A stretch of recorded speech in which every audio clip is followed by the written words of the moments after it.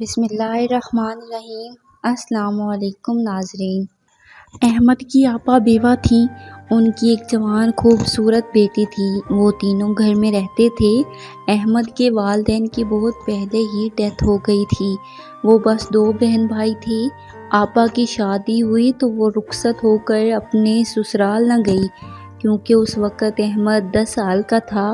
بہت بڑا عالی شان گھر تھا اور بہت سی جائیداد بھی۔ آپا نے احمد کو پڑھایا لکھایا۔ ان کی اچھی جاب ہو گئی۔ وہ ماہانہ 2 لاکھ روپے تنخواہ ہر مہینے آپا کے ہاتھ پر رکھتا۔ آخر انہوں نے احمد کو اتنی محبت اور شفقت سے پالا، پڑھایا لکھایا، پھر شادی بھی کی۔ احمد بھی انہیں ماں کا درجہ دیتا، مگر جب شادی ہوئی تو آپا کے رویے میں تبدیلی آنا شروع ہو گئی۔ محلے کی ایک عورت ہر روز آتی اور انہیں میرے خلاف اکساتی کہ اب تیری اس گھر میں وہ اہمیت نہیں جو پہلے تھی۔ جلد ہی تیری ڈھاٹ باٹ بھی ختم ہو جائے گی۔ جب اس کے بچے ہوں گے تو وہ تجھے پوچھے گا بھی نہیں۔ اس وجہ سے آپا کا رویہ سخت سے سخت ترین ہوتا گیا۔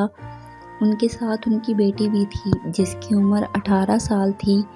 ان کی بقول شادی سے پہلے احمد سارا یعنی اپنی بھانجی سے بہت محبت کرتا تھا۔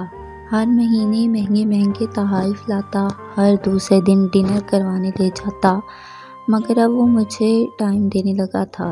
جب بھی ماں بیٹی مجھے احمد کے ساتھ دیکھتیں تو حسد کی آگ مزید بھڑک اٹھتی۔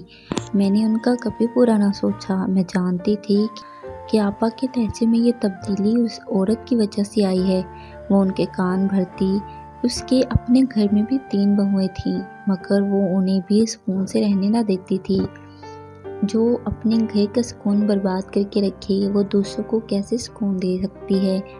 سوائے بربادی اور پچھتاوے کے ایسے لوگوں کے ہاتھ کچھ نہیں آتا۔ وہ آپا کو نئی نئی ترکیبیں سکھاتی تاکہ احمد مجھے چھوڑ دے۔ بہت جلد اللہ نے رحمت سے نوازا۔ اب میں ماں بننے والی تھی۔ یہ بات انہیں سکون سے بیٹھنے نہیں دیتی تھی۔ انہوں نے مجھے ہر طرح سے نقصان پہنچانے کی بہت کوشش کی، مگر میں نے بھی سمجھداری سے کام لیتے ہوئے احمد سے کہا کہ مجھے ڈلیوری تک میری ماں کے گھر چھوڑ آئے۔ وہ مشکل ترین دن میں نے اپنے شوہر کے بنا ہی گزارے۔ میں نہیں چاہتی تھی کہ کسی بڑے نقصان کا سامنا کرنا پڑے۔ اللہ نے خیر سے مجھے بیٹا عطا کیا تو میں اپنے گھر واپس چلی گئی۔ اب بھی ان میں کوئی مثبت تبدیلی نہ آئی۔ ایک دن میرا کزن امریکہ سے واپس آیا۔ جب وہ مجھ سے ملنے آیا تو چائے پانی دینے کے بعد میں ان سے حال حوال پوچھنے کے لیے بیٹھ گئی، مگر آپا نے خوب فائدہ اٹھایا۔ احمد کو گھر بلا کر بھڑکایا کہ وہ صبح سے اپنے کزن کے ساتھ ٹھٹھے مذاق پہ لگی ہے۔ احمد آپا کی باتوں میں آ گیا۔ میں تو گھر آئے مہمان کی عزت کر رہی تھی۔ اگر میں وہاں نہ رکتی تو میرا کزن جو 5 سال بعد ملنے آیا تھا خفا ہو جاتا۔ مجھے کیا معلوم تھا کہ اس کے ہمارے گھر آنے پر یوں آفت آ جائے گی۔ اس وقت سے میرا شوہر مجھ سے خفا رہنے لگا۔ اس نے مجھ سے بات کرنا بھی چھوڑ دی۔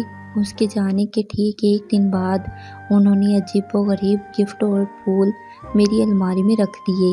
یہ کام میری غیر موجودگی میں کیا گیا۔